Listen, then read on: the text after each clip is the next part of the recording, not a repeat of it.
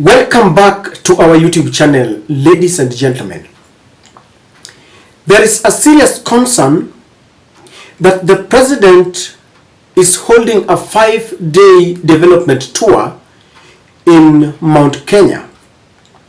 But there are very close allies of the president that are not with him. And this should really concern the Mount Kenya fraternity, whether the president is really serious.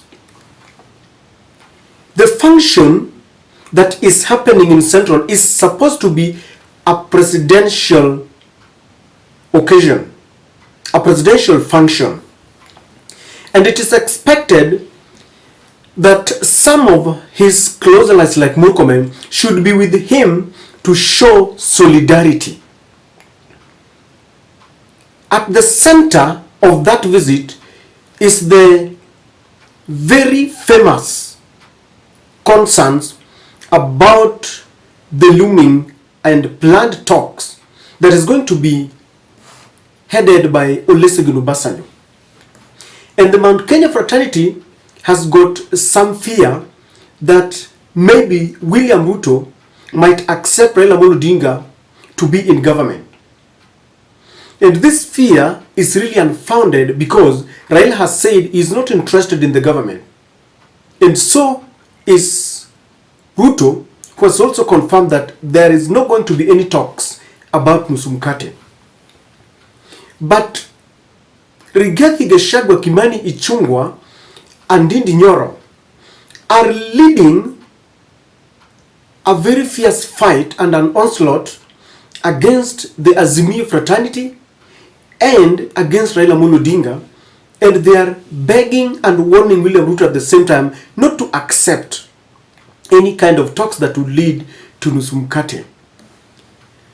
But I'm wondering whether this is a presidential function or a Mount Kenya function. Those who are very close to William Ruto have given this function a wide berth.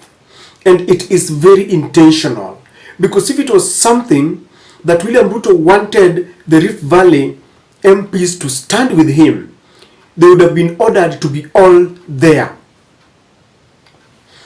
Ever since we heard of a looming talk, a looming dialogue, I'm waiting to see Murkomen criticize it. I'm also waiting to see the ever-spoken Kapseret member of parliament, Oscar Sudi, because these are the mouthpieces of William Samoei Ruto. Of course, I have seen people like Aaron Cheruiyot. The worst is the senator Cheregei, who is ever on tweet criticizing these talks. But I'm yet to hear Murkomen talk about this. And so in Mount Kenya, even today in Sagana, I waited to see anybody who is close to President William Ruto from the Rift Valley, and I didn't see. And it tells me that William Ruto is setting up Mount Kenya against the other tribes.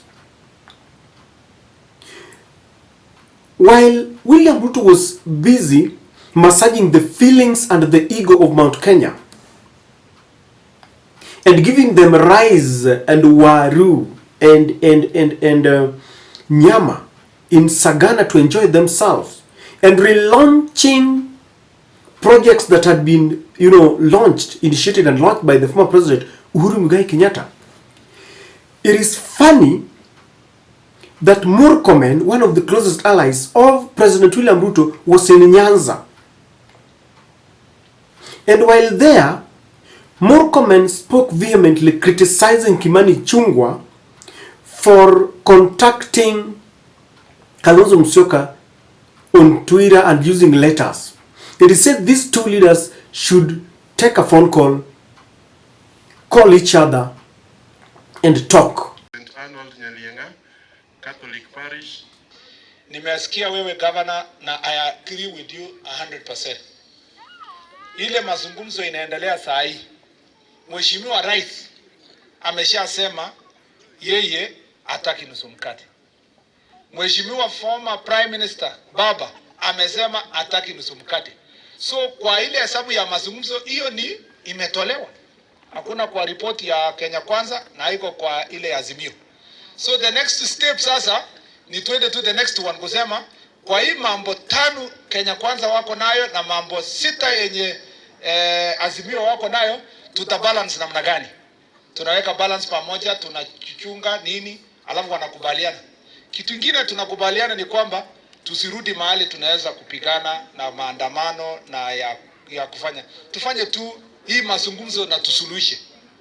Na mimi Mheshimiwa Governor, sijui kwa nini Kimani Ichung'wah na Mheshimiwa Kalonzo Musyoka wanaandikiana barua. Hii mabarua mingi wanaandikiana nini? Si wapigiane simu na wakutane na waanze mkutano. Kwani hii ni mara ya kwanza watu kuongea? Kwa nini lazima waongee kwa mabarua? They should just call themselves. Kama ni kukutana kwa restaurant ama county hall ama ni wapi, we don't want to know. Wapigiane simu, wakubaliane na wakutane. Alafu kufika huko waongee. Kwani kuna makosa kuongea? Na kila mtu afungue roho yake. Kuna haja kuambia mtu usiongee, usiseme hii. Kila mtu aseme, huyu anasema nataka hii, unaambia hiyo haiwezekani, mimi nataka hii. Alafu mnakubaliana, mnasema hii 5 ulikuwa nayo na hii 5 wewe uko nayo, tukubaliane na 3, hiyo 2 ngojee siku nyingine. Alafu tupeleke inji iende wapi? Mbele. This is not the first time we are having a conversation. And leadership and governance and a country is a continuous conversation. The way we make this country one nation is having continuous conversation about the issues that crop up anytime. Because having that kind of conversation removes us from use of violence, but also misunderstanding. Sometimes it's also miscommunication. Maybe we are saying all of us the same thing, but because we are not sitting together and having a conversation together, we use the misunderstanding of medium of communication to cause havoc for nothing. Let Kalonzo and huyu mtu anaitwa Kimani Ichung'wah wache mabarua, wakutane kesho ama kesho kutwa, siku yenye wamuamua, wapigiane simu. Kama Ichung'wah ana namba ya Kalonzo nitampatia, kama Kalonzo ana ya Ichung'wah nitampatia, waende waongee. Na hakuna kitu ya kusema we Gladys, hakuna kitu ya kusema isipofanya hivi tutafanya vile. Hii maneno imeisha, tunaongea na kukubaliana na kusonga mbele. And this is something that must be looked at very seriously, ladies and gentlemen. You cannot tell me that when the president is busy talking with Mount Kenya and they are almost rejecting the talks, because I remember yesterday in Githurai, Ndindi Nyoro even said that there is no need of these talks. The president should decide to call off the talks and concentrate on building the economy. While he's doing that, you cannot tell me that Murkomen should be somewhere in Nyanza criticizing or speaking against or contrary to what the president wants. There is more than meets the eye. The president has divided his team. There is a team that is busy speaking outwardly and rejecting the talks. But there is another team that has been sent to try and talk to the Azimio. I can assure you this. You see, in politics, when you see somebody like James Orengo, Otiende Amolo, talking about something, then you know that there is a possibility that it is Raila Amolo Odinga who is speaking. When you see Ndindi Nyoro or Kimani Ichung'wah saying something, especially Kimani Ichung'wah, you should know that that is the voice of Rigathi Gachagua.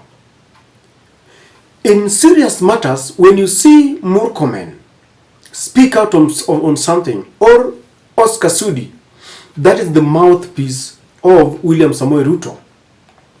The Mount Kenya have been left alone on this. They are busy fighting their own shadows. They are busy fighting their own shadows. And I can assure you that even though I personally believe that these talks will lead to nothing, William Ruto is sending some of his emissaries to talk. And somebody who must be, one person who must be very careful is Kimani Ichung'wah. If he's not very careful, he's going to remain as an island. Because talks can be forced. Let us face the reality here. The person who is holding Kenya at ransom is the USA and the international community. They are the people who gave William Ruto this win. They were quiet when as the Mio supporters were being killed. Now they are trying to force a talk. William Ruto is never interested in any talks. Raila is not interested. But these international community are the people who are forcing them to talk. And as a result of that, they will be given a script. And take my words, they will be given a script. This is what we want to do. This is what we want you to do. If by any chance people decide to talk and reach a truce, because one thing that people are really concerned about is the killing, the mass killings of people. If they decide to talk for the benefit of wananchi, what will Ichung'wah do? Atakufa. William Ruto has always done this before. He has set the Kikuyu community fighting against each other, fighting Uhuru Kenyatta. Yet on his backyard, he's busy embracing his brothers, people like Gideon Moi. You never see them fight anywhere. Yet in Mount Kenya, he has set them fighting. They are spitting venom. You may think that the first deputy president we've ever had in Kenya is coming from Mount Kenya. Mount Kenya produced the first president, and so this is the first time they are testing the trappings of power. This kind of sentiments from Murkomen should worry Rigathi, because William Ruto is not really with them per se. William Ruto is using the Mount Kenya. No tangible projects, no physical appearance of his close allies, and then contrary sentiments must inform Mount Kenya that something is wrong. Murkomen cannot read a riot act to Kimani Ichung'wah if it does not have the blessings of William Samoei Ruto. And I think William Ruto should now come out in the open and tell people what he wants. We don't want this double speak. When you're in Central, it is like you don't want any kind of dialogue. Then your people are talking about dialogue. In Nyanza, which is the epicenter of controversy, most people who were killed were coming from Nyanza. And this is the reason I'm telling you, ladies and gentlemen, that Rift Valley have abandoned or has abandoned their counterparts in Mount Kenya. Na kitaeleweka.